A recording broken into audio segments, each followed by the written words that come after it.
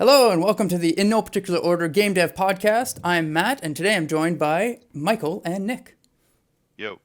Uh, So today we'll be talking about conventions and events and how that's different from going to a convention as a normal person. Or I don't want to say normal person, but like how it's between an exhibitor or a game dev from a member of the public. That's a good way to put it. yes. I guess normal person because that kind of works because we're kind of weird. Yeah, there's that. Anyway, so we've had a few questions in the past about people asking us how it is for game developers or exhibitors. If it's different, what's involved in it? Is there is there different things that you think about compared to just going to a convention just normally for fun? And yes, there are a number of things that we consider from months in advance to even after the event. There's a lot of preparation. There's a lot of stuff going on behind the scenes that people who just attend the event for fun don't necessarily get to see or aren't aware that is going on. And we kind of want to clear that up today and just shed a bit of light on what's going on behind the scenes. So something that we like to go to, like there's a lot of kinds of conventions, lots of kinds of events that go on throughout the year, but they're not all the same. So a lot of them are similar. So we go to conventions for specifically gaming conventions, something like EGLX, which is the Enthusiast Gaming Live Expo, which happens in Toronto. We just went to that a couple weeks ago, and we went to that last year as well. And that one is very video game focused. They have esports going on, competitions.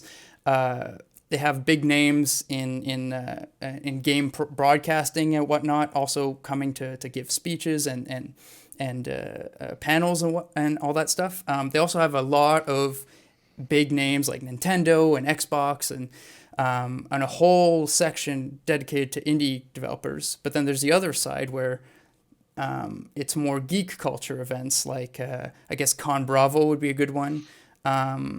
We haven't been. Comic-Con. We've been to one Comic-Con in Montreal, yeah, and those are related to what we do, which is game development and video games, but it's not its core focus, where they more focus on pop culture stuff, cosplay, movies, TV shows, that sort of stuff, and we just kind of get lumped into there.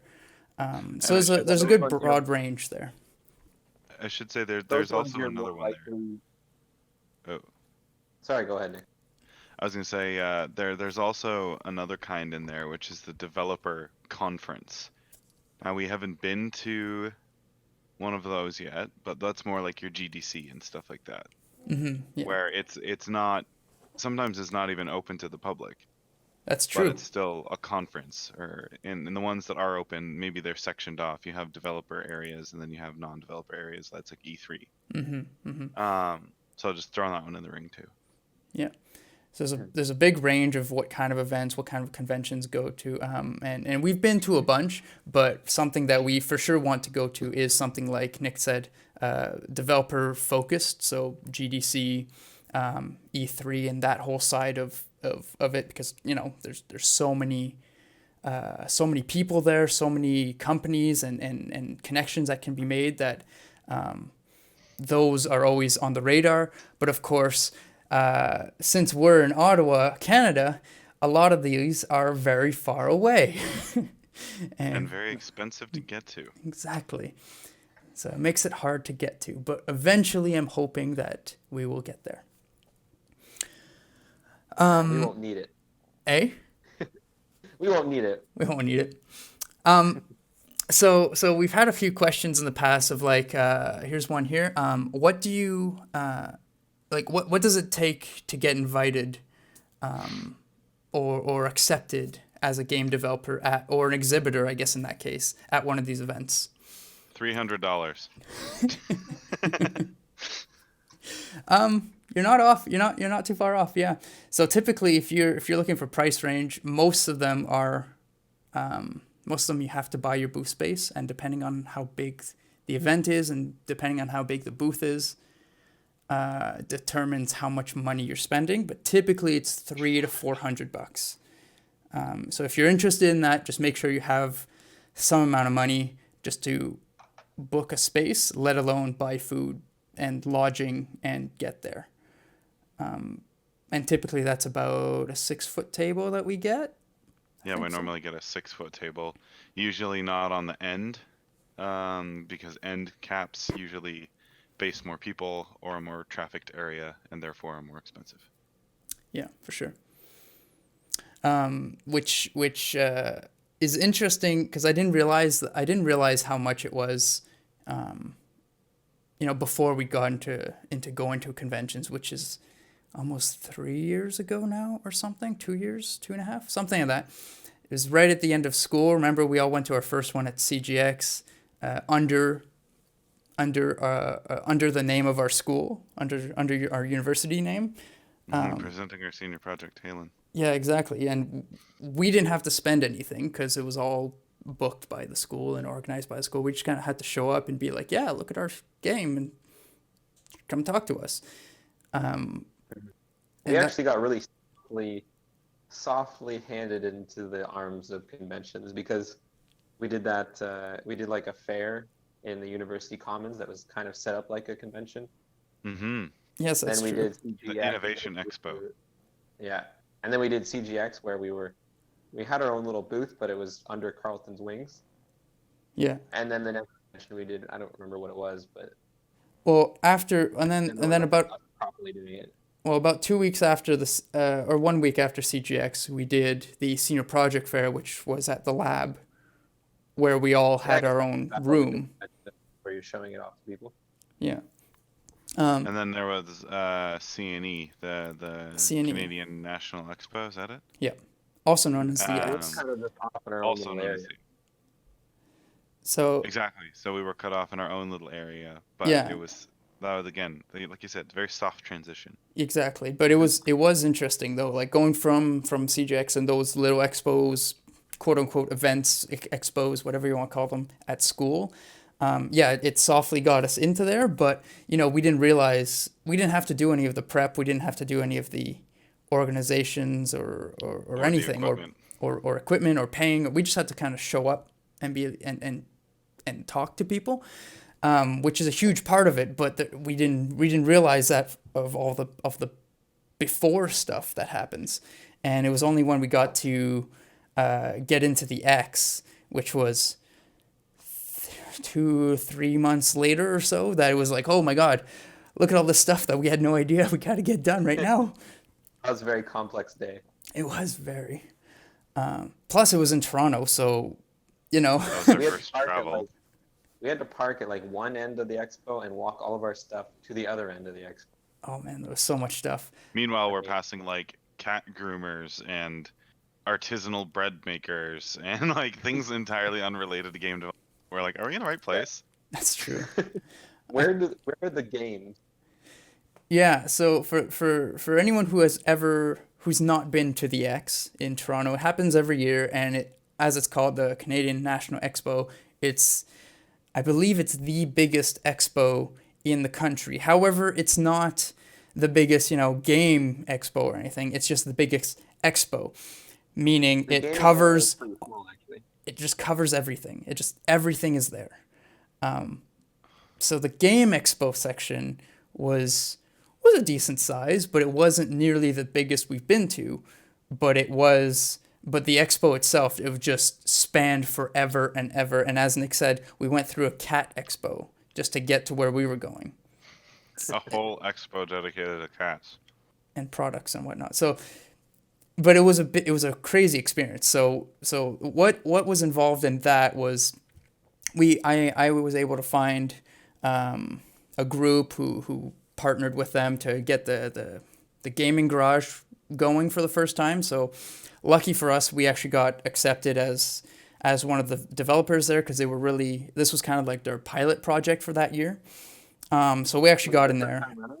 I'm sorry? Was it their first time doing a gaming area? It was, yeah, Mhm. because every year they've been doing an innovation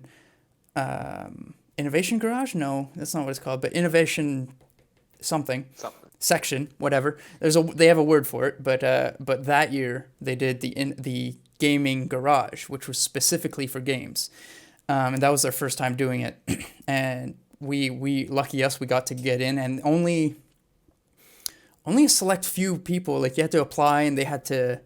I don't know how many people applied, but they scanned through everyone and they pick and chose who they wanted to go.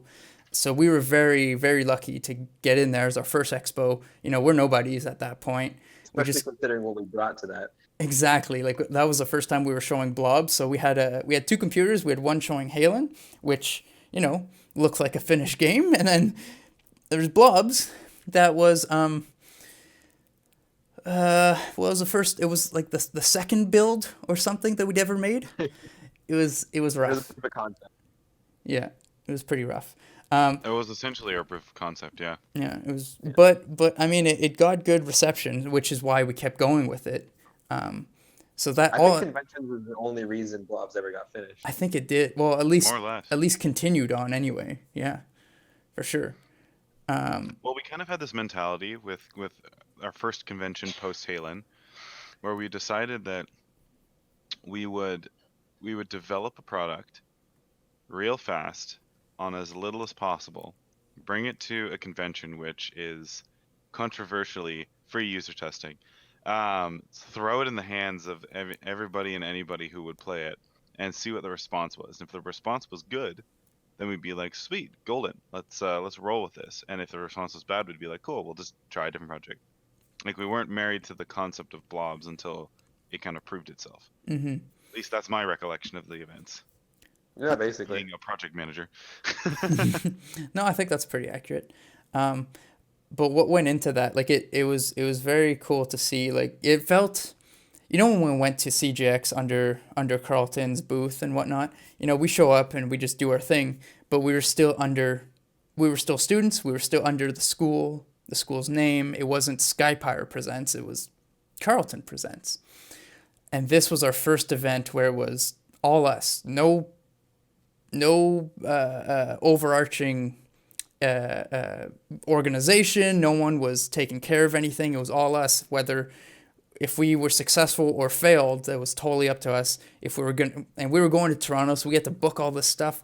So I think that was the first time I really felt that SkyPyre became its own thing. It was no longer, oh yeah, we're a senior project group at school. It became SkyPyre. We're our game company, our design and game company. And of course, all of this is that we were showing off Halen in tandem with Blobs, because we were like, wow, we don't know if we wanted to put everything we had forward. Yeah, it was interesting. Think about it. I have no memory of us staying anywhere when we were at CNE. Did we? I think we stayed at your aunt's place, Matt. Yes, that's what it was. You had a relative in Toronto, and they wanted to do us a solid, which is like about as indie as you can get. That's right. That's what happened. So that's the other side of it, is you have to book your lodge. Like when you're going to a convention, depending where it is, if it's in the same city, lucky you, perfect, you're good. But if it's a different city, like most of the time that we go to, we've been to Toronto and surrounding area a lot. Exactly.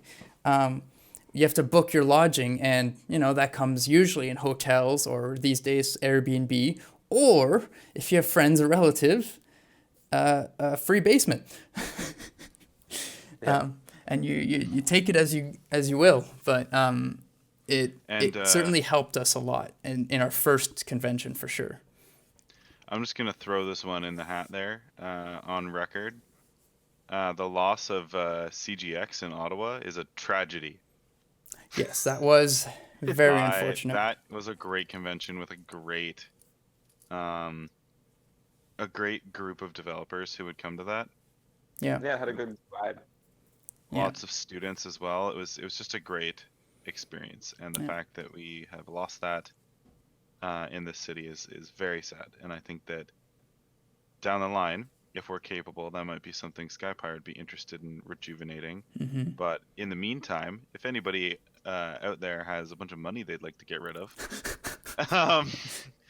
running a nice developer conference here in Ottawa would be phenomenal. Yeah. Call me if you have any questions. Yes, because we would certainly be interested in an Ottawa event. Yeah. No, that'd be great. Should we go on to the next question here, Matt? Yeah, sure. Yeah. Well, I want to ask you, how do you choose the events we go to? How do I choose? Okay, so yes, a bit of context here. Since I do most of the marketing for SkyPyre, that I guess extends into events. I I.e., like the humble pie you just made for yourself. You do all of the marketing for SkyPyre. okay, fine. I do all the marketing for SkyPyre, and that extends into events. So I have to find events, kind of do a bit of research into whether or not they're worth going to or not. And whether or not they're worth going or not, don't. If I say, oh yeah, it's totally worth it or not worth it, don't take that with a grain of salt. That is my opinion, based on what I've looked at and based on our experience. Experience and expenses. And as well. expenses, yes. Because So there's a lot of ones like we were offered an opportunity to go to, was it PAX for something not too long ago? I believe PAX so, yes. East, I want to say. Which of course anyone who knows that is just a phenomenal opportunity. But at the end of the day, as an indie studio, we have to keep a very tight seal on the purse strings. So, going to something like that would have been an incredible expense. yes. So we opted in that particular case to just politely decline that particular offer and continue on with what we were doing. But that's I think something important to. Currently the farthest we'll go is him. It's Hamilton, yeah. Well, I'm just thinking that it might be important to mention for anyone who is an indie developer and is listening to this about they're thinking, well, I got to fork out the money to go to conventions. But at the end of the day, figure out how much that particular thing is worth for you at the time. Like there's definitely no shame in being like, well, I can't afford this particular convention right now, despite the fact it'd be a phenomenal opportunity. Mm-hmm. I think any entrepreneurial person would very quickly say, "Oh, take every opportunity given to you. Every opportunity is a chance," which is true. And if you can, go for it. But if you can't, don't sweat it. That's a good point. That's my public service announcement. There we go. For the evening. So on that note, to answer Michael's question, how do I pick events? If SkyPyre had endless buckets of money and time, I would be 100% gung-ho to go to every single one. And I'm sure you guys are very well aware of this. Unfortunately, I have to make the decision of like, can we go? Do we want to go? Is it worth going? Etc. Etc. And in the early days of SkyPyre, it was kind of hard because we were going to conventions for first time, second time, and it's kind of hard. Like, how do you choose? And I think part of it was just kind of risk taking for a couple of them. You can't just, like Nick was saying, you can't just go to every single one and test them all out, but you can. Let's try this one, see how it goes. If it goes well, cool, then you have that and you could always go again. But if it doesn't go well, then now you know. Okay, now I know. I don't have to keep that on my list. I didn't like it, move on. So at the beginning, I think it's hard. You just kind of have to do a bit of research, look into it. Does it look good? Is it what you're looking for? Because there have been past events that we were looking into that I did a bit of research on, and it sounded good, but of course they make it sound good on the website. But then, I was looking at a couple pictures from past events, and it was basically, like it wasn't what we were looking for. It was just kind of like it seemed like in some classroom, some rented up classroom, and it was like a couple computers and just like at a student convention basically. And it was like, well, that's not what I'm looking for. We're a game company. We want to show our game to the public, not just a couple students who wander in on campus.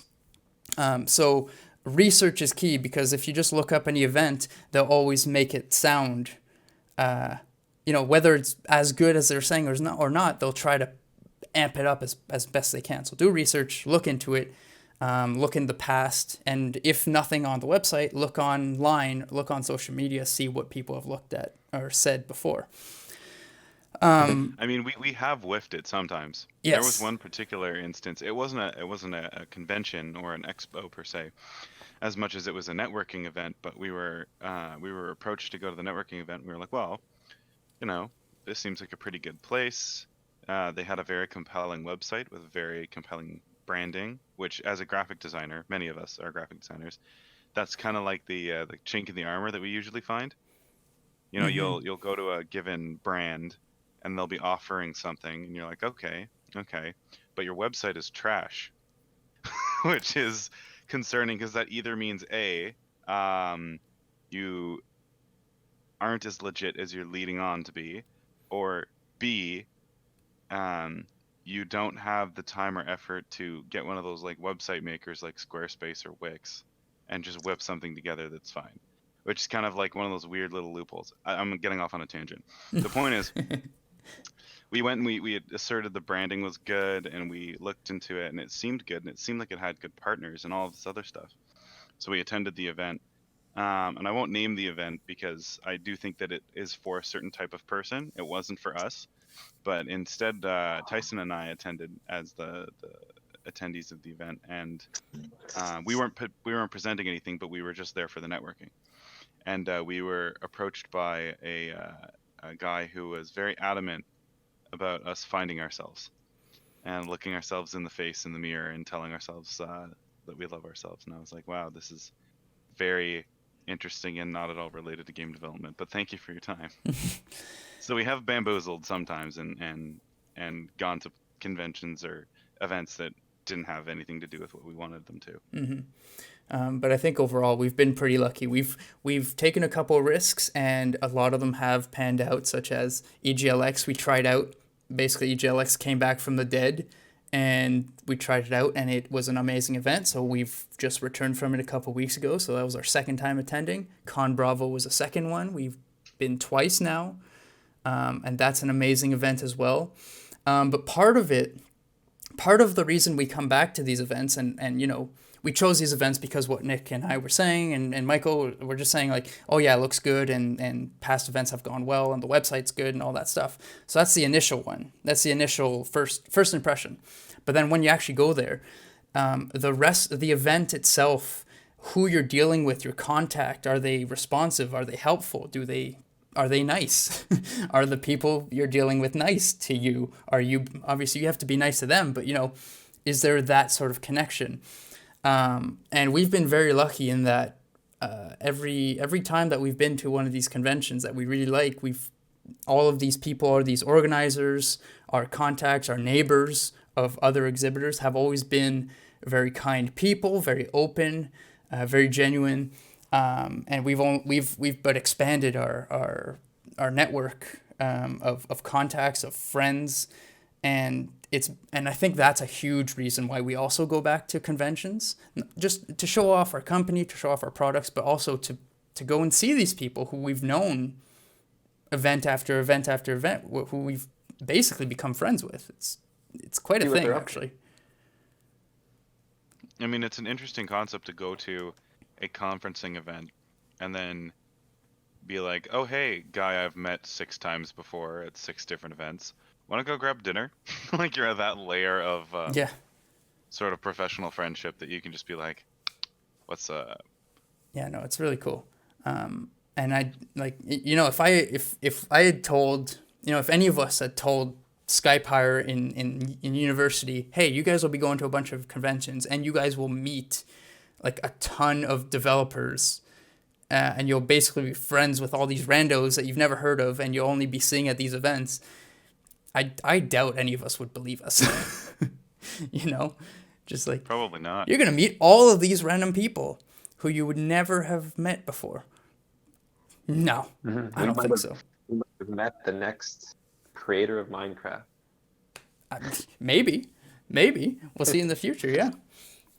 So I, I think what you've been talking about, Matt, is leads into the next question. Is it worth it for game devs to go to all these events? yeah, and since I've been talking so much, what do you guys think? Is it worth it? Yeah. I'll let Nick go first. um, I think it's definitely worth it to go to a convention, mostly because it's an opportunity to sort of hit multiple birds with one stone. So, number one, it's a chance to show your game off, right? And there's the allure there that there's the possibility you will show your game off to a crowd, and when the crowd disperses, that one guy in a blazer and jeans with a graphic tee will walk up and be like, "Hi, my name's Todd Howard. I want to buy your game." Or whatever. There's the opportunity for that type of situation. Likely not Todd Howard, but you get my point. So there's always the opportunity to meet someone in industry that can forward your development, especially as an indie, right? That's very key. If not, they can offer you certainly resources and things like that. The second reason is because you get to show your game off to a mass populace. Now, we haven't necessarily tracked these analytics maybe as closely as we could be, but we do note that whenever we go to convention, we get a massive spike in social media, or a reasonably large spike. Let me not overstate this. A reasonably large spike over the course and following of that weekend on social media, on our website traffic, and strangely enough, usually in Halen sales. Don't know why. I guess people somehow just sort of follow Probably that. because it's free. Probably because it's free. It is free, but, and but people find our website and they go, "Hey, look, they have another game that I haven't seen." That's probably what it is. yeah, yeah. So it's to get it in the hands and get it in the minds of as many people as possible. The third reason is that it is essentially free user testing. Now, I alluded to this earlier in the podcast, but technically, in terms of user testing, you're supposed to bring somebody aside, have them sign something saying they're okay with you using their gameplay commercially, because their gameplay is, if you're asking them to test your game, they're doing you a service. And a number of other things like that. But the beauty of a convention is it circumvents those rules entirely. So They're when you there show to up, play the Walking in game. the doors they're are there purposefully to play your game. So you're like, great, I'm definitely not going to hit the record button on the screen and anonymously gather this gameplay footage just in case. So it's great for that, because you get a bunch of different types of players. That's how we discovered that the audience for a game like Blobs is a lot younger than we thought.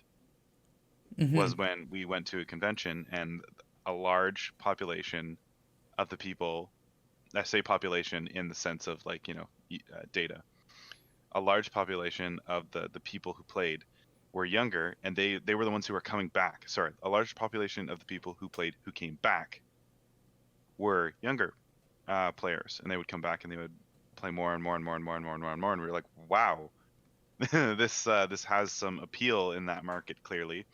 And on top of that, it helped us identify some accessibility things we needed to input into the game to make it a little more quicker for them to grab onto and get going. So it's great for that sort of free user testing aspect. And the final one is that it is a phenomenal way for you to rekindle maybe that spirit about your game. Because we worked on Blobs for, I want to say, about a year or so, eh? So we worked on that, and throughout the course of any project, you will begin to be bored with it.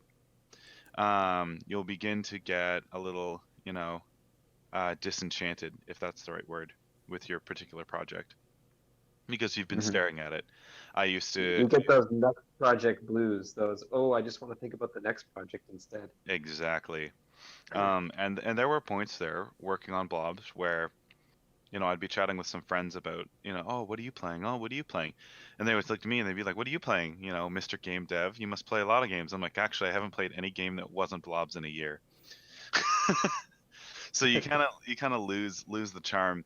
But going to a convention or an expo, showing it off and seeing the joy and the excitement on not everyone, but in our case, luckily, most players, the joy they have playing it, the excitement and how they get into it and how much they enjoy it, and then the praise they give you.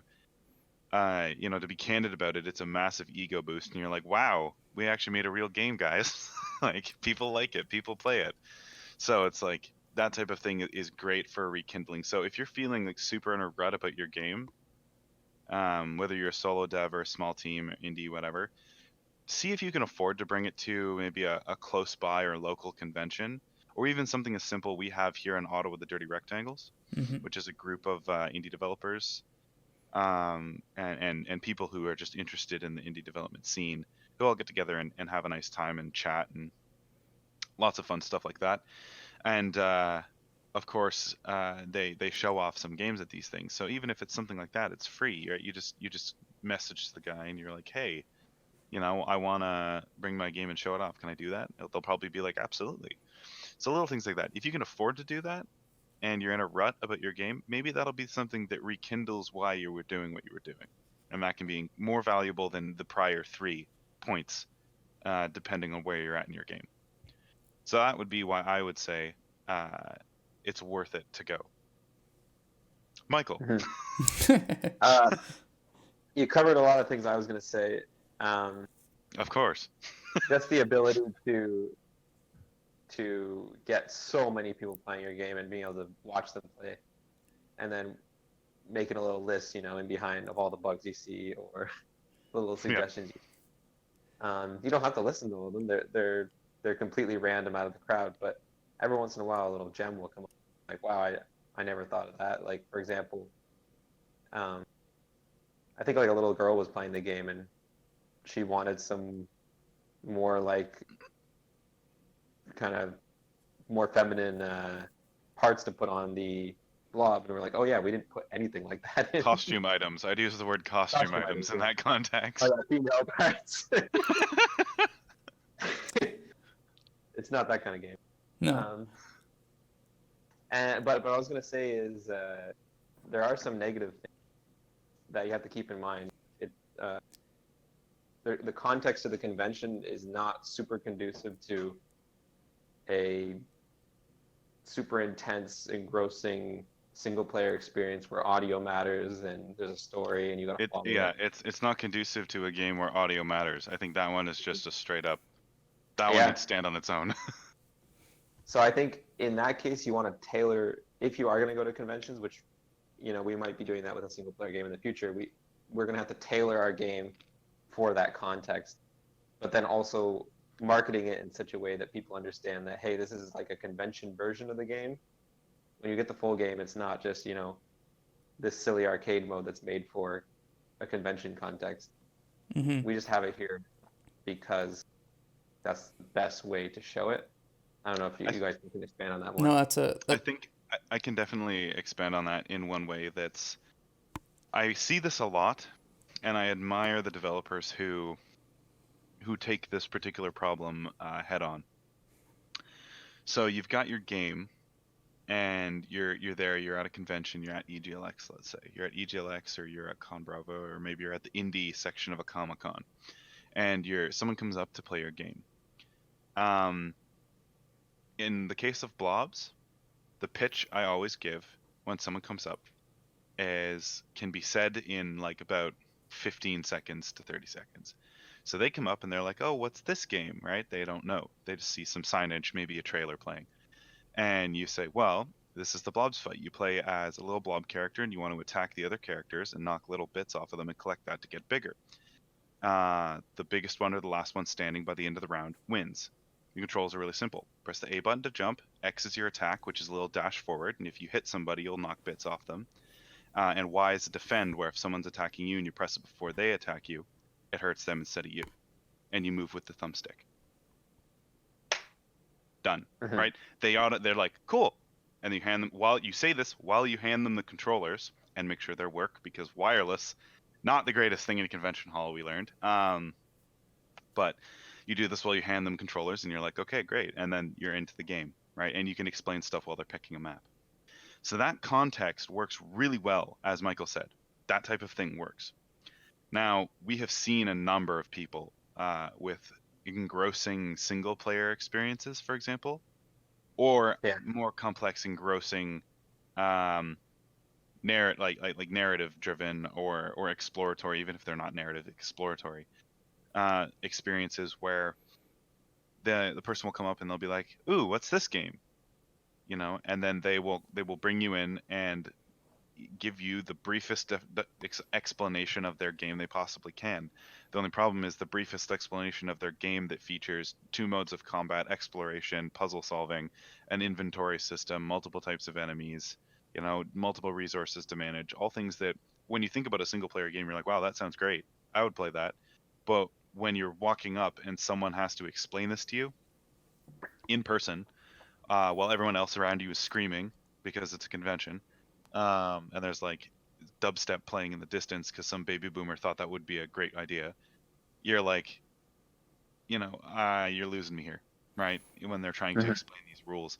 So they'll sit there and they'll explain, and by the time the player is playing the game, they've either lost it, or they start playing before they've finished explaining, and then they have to explain everything that they're doing moment to moment. So that can be that's just to expand on Michael's point that's one particular case of thing that I see With very that in often. mind, with that in mind, you have to make your game. You have to make a convention version of your game that does a lot of the work for you. They sit down with the controller, it tells them what to do, gives them a mini tutorial, throws them off into a random part of the game to just get the basics of it, that vertical slice. Or something that we've realized we should probably do when we bring any game to a convention, but Blobs now particularly, is just have a big picture of the controls sticking out, so that when someone walks up and you're explaining the premise, they're like simultaneously ingesting what the control scheme is. I think all of this works well with what is the most challenging part of going to a convention. I think personally, I think the most challenging part is getting people to play your game. So we've been saying, we're lucky with Blobs that Blobs works really well for conventions. You can explain it in under a minute. People get it. It's 3 buttons, and we can play up to 8 people, meaning that you can get a crowd of people playing, and it's entertaining for people watching, not playing. But you can already get almost 10 people playing. It's a lot of people right there. Instead of, here, Nick, come play the game. Oh wait, everyone has to wait for the next 15 minutes because Nick's playing the game. You get to sit and watch or come back. We basically made the perfect convention game. In a way, which is why local multiplayer games work so well for conventions. So I would say one of the most challenging parts of a convention, because we've been talking about all the good parts, the most challenging / I don't want to say bad, but it's iffy part of it is getting people interested in your game. They're there. See, that's something that's you might not realize, but everyone who's there at the convention is there for games in some sense, but they don't know who you are. They don't know what your game is, and you have to, in like a second, have to intrigue them. If your signs don't do it, okay, so there's a chance that when they're walking by, your signs or your TV or your music will go, ooh, I want to go see that, and they'll come to their own volition. They'll just be like, what's this game? Tell me about it. I want to play this. That happens a lot. However, a lot of people are just wandering around, looking around, and don't know that they'll enjoy this thing, or they just assume, not right now. It's fine. I'll move on. And you have about 3 seconds, which is the time that they see your booth and walk past it and they're gone. 3 seconds to go, you are playing my game, here, let's have fun. And that is one of the most challenging parts, because they'll look at it and then you'll look at them, they'll look at you and you'll go, hi. And a lot of them will just not even respond or say hi or whatever and look away and walk away, and that's it. Or you'll say hi and then they'll go hi. You'll say, you want to play a game? It's a lot of fun. They'll go, no, thank you. And they move it on. Now, don't push it, but in those 3 seconds, that's your chance. If they go, Okay, what is it? Now you're in. Now you got them. And like what Nick was saying, now you start explaining the game. You hand them the controller as you're explaining, as they're coming closer. So now you got them, but you have about 3 seconds to really nail it with them. And that's the most challenging part because you have to. They were just absent-mindedly walking around, and they had this goal of reaching the end of the aisle, and you have to convince them that no, forget what you're doing, come here. That's a hard sale sometimes. I see a lot of other developers at these conventions just kind of sitting behind their desk, like almost like an artist alley person. Because the artist alley people, they don't really bring people in a whole lot. They just kind of let their work talk for them. Which is perfectly fine for the industry that they're in. That's how they would do it. It's fine for them because they seem to pull people in just fine. But with games, that's more of a commitment to actually, now I have to stand at this booth and talk to this person, and there's a lot more commitment to playing a game rather than just, browsing someone's items. So you have to play sometimes the car salesman to convince people to come in, and that once they do it, they'll be happy to, but there's that level of shyness when someone's walking through a crowd of people like that, that you have to break through. I think one of the strengths we have as a team, and I guess you could take this as a piece of advice to anyone who's thinking about attending a convention if you have the luxury of a team, is try not to go on your own or, with like one other person. Because we see a lot of people bring their family. Like some devs bring their mom and their sister and their dad. And yeah, in some cases, just to have another body there to sort of to help out, assuming that they're capable of, communicating what the game is about. But one of our strengths is that we attend events with 5 people on average. I think the lowest we've had is probably 3, and that was like once probably. Like I'm thinking at CGX was probably it. No, CGX we had 5. No, I think the first one. Like way at the beginning. 4. 4? See, even more than 3 is 4. So the lowest we've had is 4, and the reason for that, you want to have someone. When you're doing conventions, you will get tired, so you'll want to go sit down, and there's nothing wrong with that. Go sit down. And you'll also want to check out everything that's at the convention. You're a guest there as well. So that's one thing. You're going to want to sit there and recharge because it's a lot of work. You're going to want to go and see the other things that are around the convention because there's some cool stuff there and cool people to meet. And in some cases that, going and chatting with that guy who's from Nintendo might be more valuable than standing at your booth pitching your game to somebody. And then on the other hand, you want to be standing there pitching your game to people as they walk by, right? To get players in and get them to play your game, get them to identify with your game, and etc. So by having so many people, we have enough people that you can comfortably sit down. We have enough people that at Montreal Comic-Con, I could comfortably be incredibly ill. And incapable of pitching whatsoever, and I just sat behind the booth and occasionally played the game from the other side to add another player into the mix.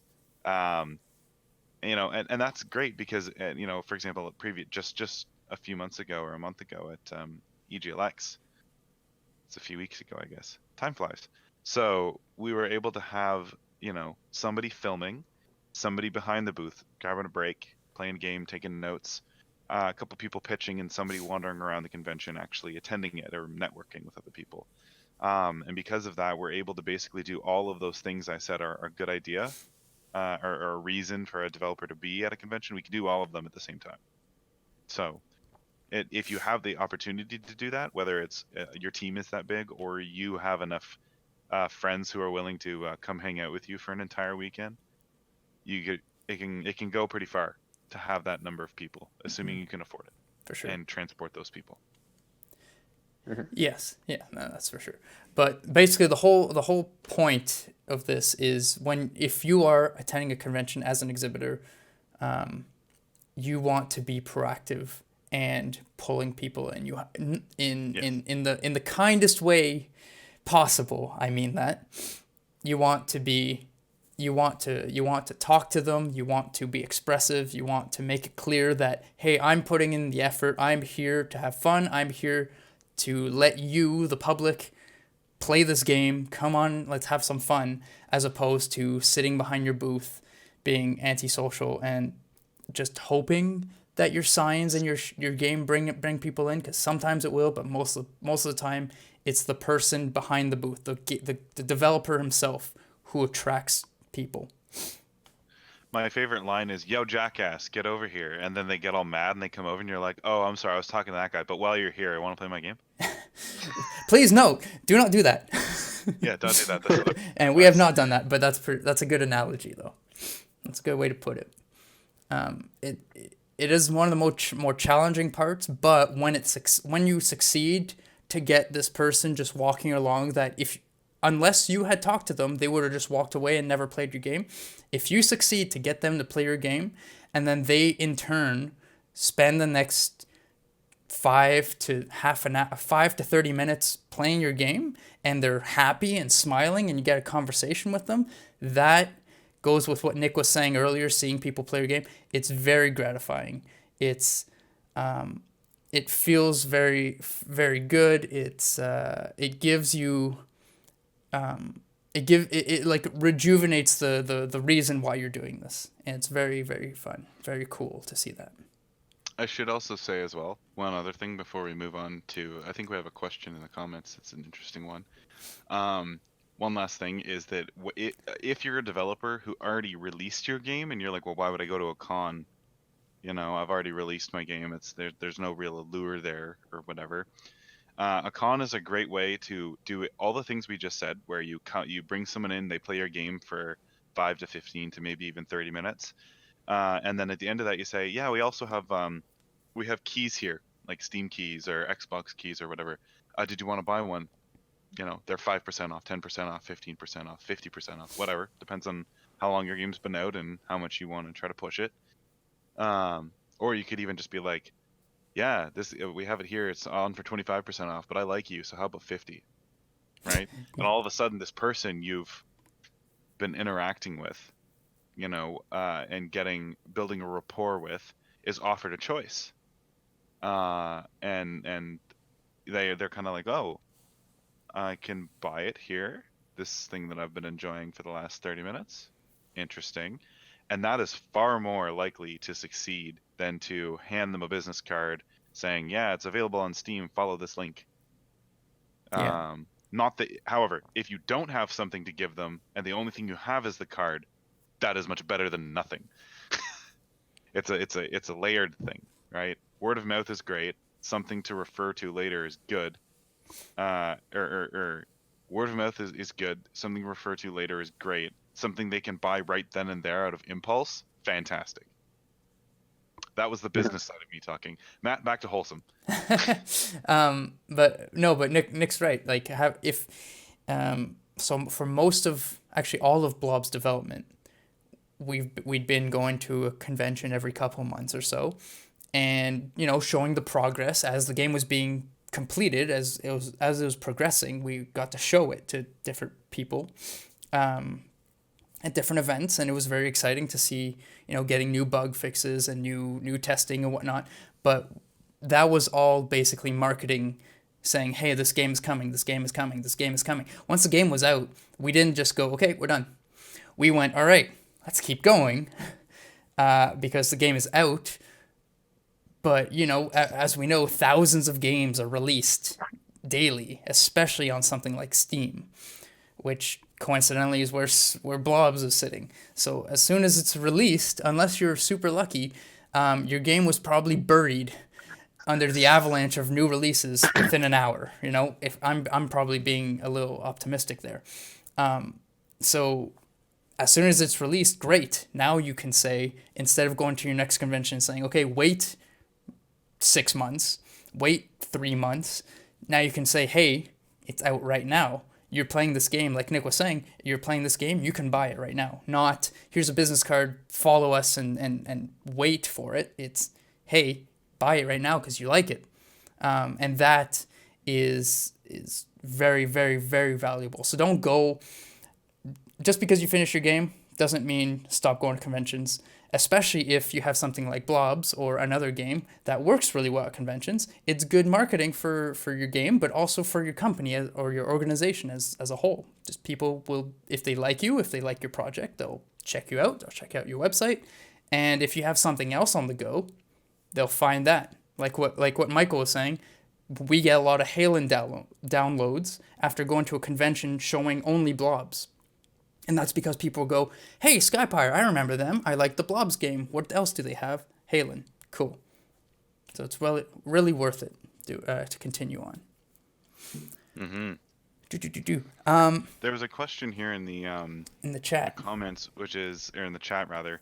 How do you guys keep your voices during the con? Water? Question mark. Well, 1 is water. 2 is, like I said, cycling people to take breaks. And 3 is you kind of don't. It's a battle of attrition. It is. A good convention means everyone has laryngitis by the end of it. Yeah. So the shortest convention is typically 2 days, and those 2 days are at least 10 hours each. Some conventions like EGLX are like 3 days. And where the shortest day, where the shortest day is 6 hours on the Friday. So it's most of your time for the 2 or 3 days of the convention will be spent at your booth, and in our case, talking. Plus, not only are you talking to people, which already puts a lot of strain on your voice, you are talking at an elevated level to, 1, attract people, to also let 8 people, in our case, hear you as you're explaining your game, and to also talk over the music playing from your booth, but also the music playing from all other booths, also talking over all other exhibitors, it's kind of like a fairgrounds where all the game people are like, hey, come play my game, blah, blah, blah. You toss a coin and whatever, win a prize. Buddy, come play this Blob game. You done beat up your friends. That's what we're doing. We have to be. Sometimes we feel like that. Yeah, we basically have to be louder than our own booth, everyone else's booth, every other exhibitor, and everyone in the convention. And yet simultaneously polite and respectful of our neighbors. Yeah, so it's a fine balance, but keep that in mind for like at least 6 hours at the very, very shortest, if not like 12 hours. For 3 days, you're at that level. It's a lot. And I am very grateful that we're at least 4 to 5 people going, because that gives breaks, and holy crap, I would have no voice. Guaranteed. I usually don't, but like, holy crap. I certainly need water. Were there any questions we wanted to get to in the last 8 minutes here? Yeah, sure. For you guys, what is your favorite part about conventions? Because we've talked about the challenging parts and the good parts and just how it is, but what is your favorite part? I like going to see what crazy expensive things Tyson buys out of impulse. Oh, that's funny. Like the Borderlands mask. Borderlands masks, the pillows. Pillows. My favorite thing. Sorry, go ahead. He has no ability to stop himself. It's hilarious. Yeah, it was funny watching Matt toil over buying a Overwatch Genji sword for the longest time at EGLX. I want to say something along the lines of a day and a half. He is just like, should I buy it? Should I buy it? I don't. No, I shouldn't buy it. Should I buy it? And then meanwhile, Tyson's like, I'm just gonna go for a quick walk and get some footage, and then like an hour and 20 minutes later, he comes back with like $120 worth of swag, and I'm like, did you get any footage? He's like, yeah, about 20 minutes. Yeah. Anyways, my favorite thing about conventions is just the vibe and the experience of the whole thing. Going to a place with friends and colleagues, like doing the setup, the stress of getting there on time, the neat places you end up going for lunch or dinner or whatever, the city's vibe, depending on what it was. Like walking around Hamilton for Con Bravo was hysterical because the place looked like it got plunked in the 70s and then let go. And no one's allowed, it's like they have laws banning you from removing the wood paneling. Oh yeah, I guess You know, and that's it's true. just like the fun, weird little things you do that aren't necessarily the convention itself. You know, the jokes that you come up with, the banter, the car rides, stuff like that. It's my favorite part. Yeah, that's good. Mhm. It's like a road trip with your friends, but you're possibly making money while you do it. That too. Yeah, that's true. Um, I mean that's pretty high up there for me. So I'm not gonna say, oh yeah, me too, same thing. End of point. I think one of my favorite things about going to conventions is meeting these other developers. So it's kind of like a twofold thing. Is when you're starting out, meeting people because you don't know anyone. But then as you go along through these events, you keep meeting those same people and you can become more better and better friends. You make more contacts and you just get to see each other again and again. It's like, oh yeah, there's your game that I saw 6 months ago. Wow, look how much it's progressed. How's it going? How's that going? How you're an indie, I'm an indie. It's kind of a struggle in the industry.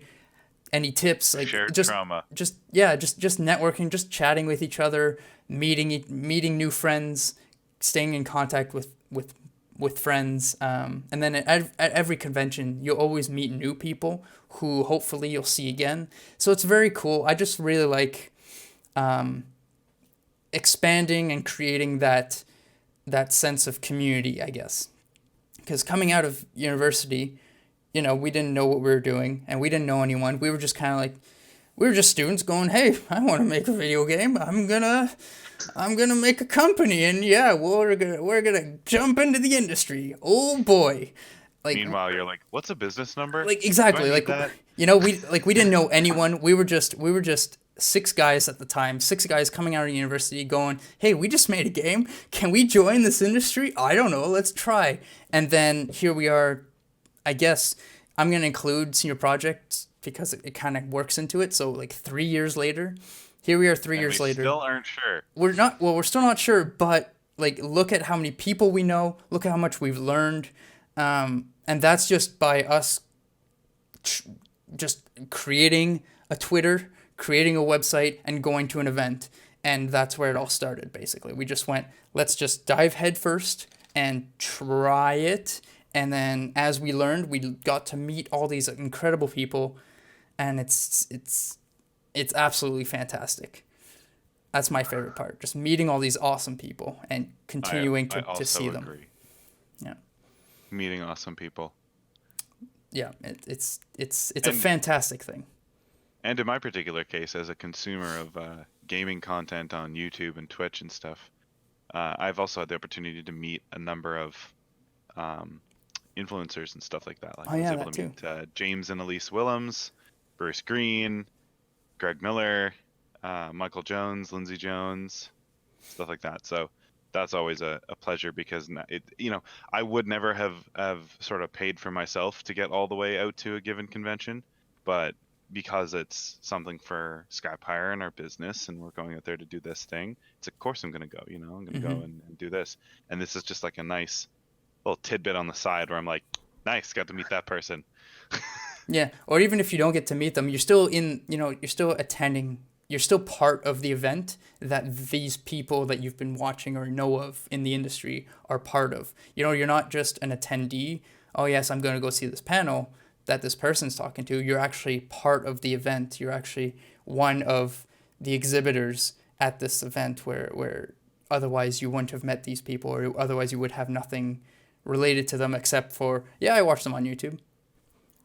It kind of breaks that, or it grays out that wall or that disconnect. It's really cool to be part of that industry, part of that community. For sure. Yeah. Well, I think that's our time. Yes. So thank you very much, everyone who watched, everyone who joined us live on Twitch and asked us questions in the chat. It's very appreciated. And this topic actually came up as a suggested topic from our Discord community. So you can always join that and ask us questions before or after the stream. And, in this case, we may actually choose one of your questions as a topic. On that note, I hope everyone enjoyed our unconventional conversation about convention. Okay, we're done. Okay, we're done. All right, join us next month as we talk about Michael's bad puns and bring on David to crush him. Yeah, we're Let's gonna just have have a a battle. fun. We Do could. some fun. Yeah. I'll bring the punch. Oh, God. All right, I'm going to end this right now. Thank you for joining us. It's been a pleasure. See you next month. Take care.